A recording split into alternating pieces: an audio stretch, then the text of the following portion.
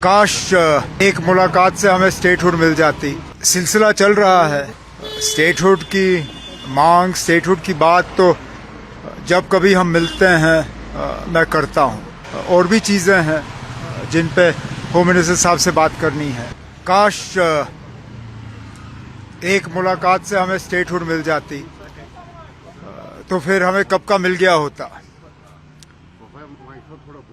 सिलसिला चल रहा है लेकिन स्टेटहुड की मांग, स्टेटहुड की बात तो जब कभी हम मिलते हैं मैं करता हूँ।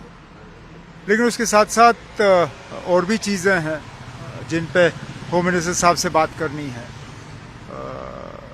हमारे बिजनेस रूल्स के मुतालिक एडवोकेट जनरल को लेके जो रिजर्वेशन का मामला लेफ्टिनेंट गवर्नर साहब ने दिल्ली रेफ़र किया उसके हवाले से, और कई सारे और इश्यूज़ हैं जिन पे बीच बीच में होम मिनिस्टर साहब से मिलना जो है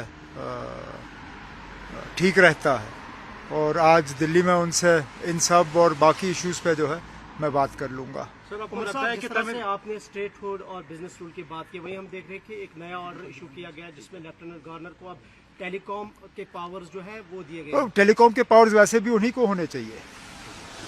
इसमें कोई ऐसी बात नहीं है जो कि हमारे रीऑर्गेनाइजेशन एक्ट या बिजनेस रूल्स के खिलाफ हो। लेकिन क्योंकि मुझे बताइए ना, टेलीफोन को टैप करना या मोबाइल सर्विस को रोकना या इंटरनेट को बंद करना, इसके ऑर्डर कहाँ से जारी होते हैं? होम डिपार्टमेंट से।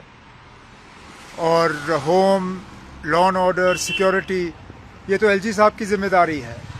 तो जाहिर सी बात है अगर कहीं हालात ख़राब हुए और उसके लिए मोबाइल इंटरनेट बंद करना पड़ा तो ऑर्डर होम से ही जारी होगा, लेफ्टिनेंट गवर्नर साहब से जारी होगा। तो ये पावर्स उन्हें दिए गए और बेहतर है उन्हीं को मिले, क्योंकि बीच बीच में फिर अगर फ़ोन बंद करने के लिए उनको हमारे कंधे से बंदूक चलाने की ज़रूरत पड़ी तो खामखा हम बीच में फंस जाएंगे जहां इसमें हमारा कोई रोल ही नहीं बनता। तो फ़िलहाल जब तक सिक्योरिटी और लॉ एंड ऑर्डर की जिम्मेदारी एलजी साहब के पास है तब तक ये पावर्स भी उन्हीं के पास होने चाहिए। ये पावर्स इलेक्टेड गवर्नमेंट के पास ना ही हो तो बेहतर होगा। उमर साहब कल एक बयान आया था आपका कि हम लोगों को नहीं बोल रहे कि आप दुकान पे जाएं, मजबूर नहीं कर रहे हैं, थोड़ा सा उन पे कंफ्यूजन चल रहा है लोगों में। अब इसमें कंफ्यूजन की बात ही नहीं है ना, इसमें गलती मेरी है। मैं इसी तरह बीच बीच में सड़क के किनारे आप लोगों से बात करता हूँ, आप लोग सवाल पूछते हो जिसका जवाब थोड़ा लंबा होना चाहिए, लेकिन वक्त की कमी की वजह से मैं जवाब ऐसा दे देता हूँ जिससे कि हमारे जो मुखालिफ हैं वो उसको घुमा फिरा के पेश करते हैं। पहली बात ये दुकान जो है ये उन लोगों के लिए है जिनका मज़हब उन्हें शराब पीने की इजाज़त देती है। एक दूसरा, जम्मू कश्मीर में अभी तक किसी हुकूमत ने इन दुकानों पर पाबंदी नहीं लगाई।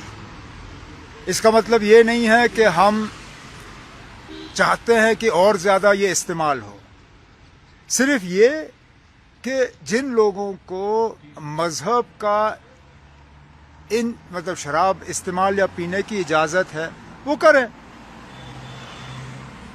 हमारा मज़हब हमें इजाज़त नहीं देती, ना हम चाहते हैं कि लोग इस तरफ जाएं। इसलिए हमारी हुकूमत से दो तीन चीज़ें हुई। एक तो हमने कोई नया दुकान नहीं खोला, दूसरा मुकम्मल हमारी कोशिश रही कि कोई दुकान ऐसी जगह ना हो जहां हमारे नौजवान जो हैं कोई गलत रास्ता अपनाने की कोशिश करें। अब मेरे मुखालिफ जो हैं इस बयान को लेके अपनी गलतियों को छुपाने की कोशिश करते हैं। अगर मेरा ये कहना इतना ही गलत था तो जब उनकी हुकूमत थी उन्होंने क्या किया? क्योंकि ठीक जो बात मैंने गांदरबल में की वही बात असेंबली में रिकॉर्ड पे पीडीपी के उस वक्त के फाइनेंस मिनिस्टर ने की। मैं फिर इस बात को दोहराता हूँ ना, ये दुकान सबके लिए नहीं है। जम्मू कश्मीर में मुख्तलिफ सोच रखने वाले लोग रहते हैं, मुख्तलिफ मज़हब के लोग रहते हैं, यहाँ तक कि जम्मू कश्मीर से बाहर से जो लोग आते हैं, ये उनके लिए हैं, ये लोकल लोगों के लिए नहीं है। सीधी सी बात है। अब बात का बतंगड़ बनाने का मेरे मुखालिफों को एक आदत सी हो गई है, वो अपनी सफाई देते रहें। मेरी बातों को या मेरे साथी के किसी बातों को तोड़ मरोड़ के पेश करना, उससे कोई खास ना उनको फ़ायदा होगा ना हमें नुकसान होगा।